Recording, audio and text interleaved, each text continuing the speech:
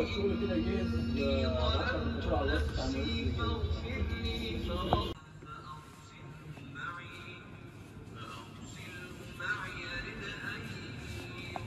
ممكن نتعرف حضرتك؟ أنا محمد إبراهيم، شغال في محلات الطيار.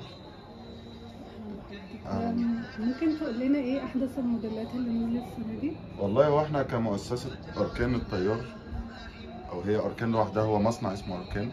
احنا عندنا حوالي بتاع 8 فروع. الموديلات الجديدة زي ما حضرتك صورت كده وشفتي، هو اللي دخل جديد حاليا في السوق دلوقتي الخامة الكتان والخامة المراس الأهرام، دي الخامة الأساسية اللي شغالين بيها. واحنا حوالي بقالنا بتاع سكة حاجة و30 سنة في الموضوع ده، في المهنة دي بالأخص. بيسأل علينا في السوق بس يعني. طب ايه اللي بيميزكم بقى؟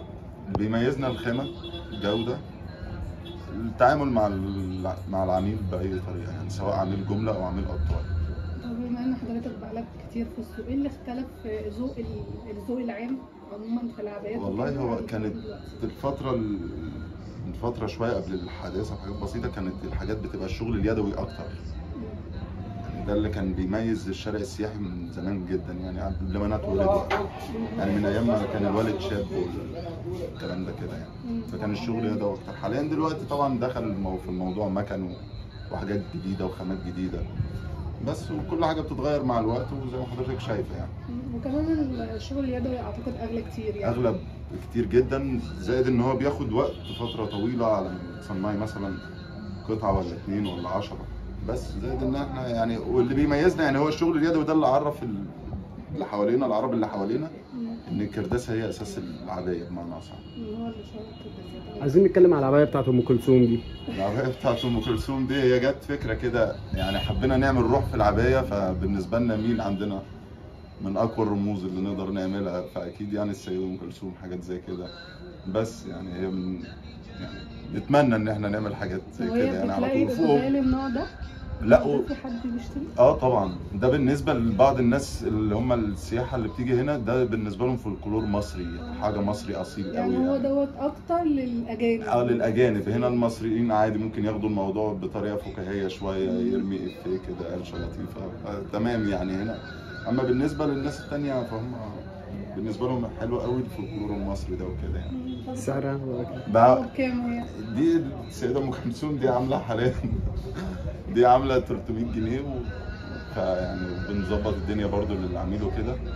دي معموله يعني، احنا عاملين حاجات على خامات يعني مراسي واهرام والكلام ده، احنا دي مختارينها على كتان عشان بنرتقي شويه السيده ام كلثوم طبعا بقى يعني معظم العبايات اللي موجوده دي من الكتان؟ كتان. والخامه اللي هي المراسي الاهرام اللي هو بيبقى قطن صافي بنسبه 75%، وداخله نسبه بوليستر طبعا عشان الكشاشين والحاجات. طب الاسعار عندك بتبتدي من كام بقى، واغلى حاجه كام؟ بنبدا مثلا من مثلا سي 200، اغلى حاجه ماكسيموم مثلا توصل معانا لحد 350 400، وعلى حسب نمط الشغل والحاجه. طب عايزين نعرف بقى الاسعار من البدايه.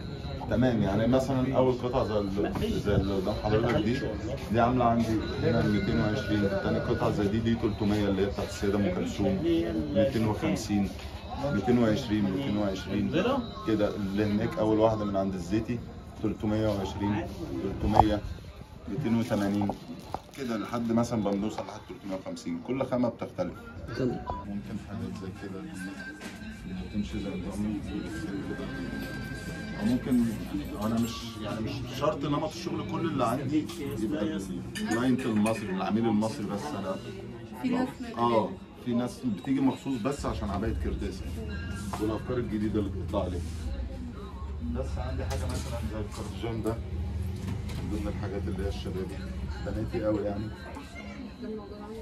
شغل جامعات وكده، من الحاجات اللي ناجحه جدا عندي برضو. حاجه لطيفه كده بتقيس على كاجوال.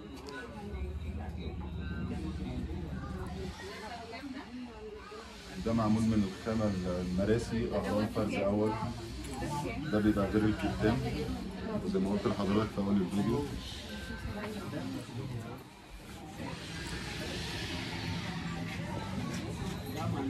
نمط الكتانات اللي زي كده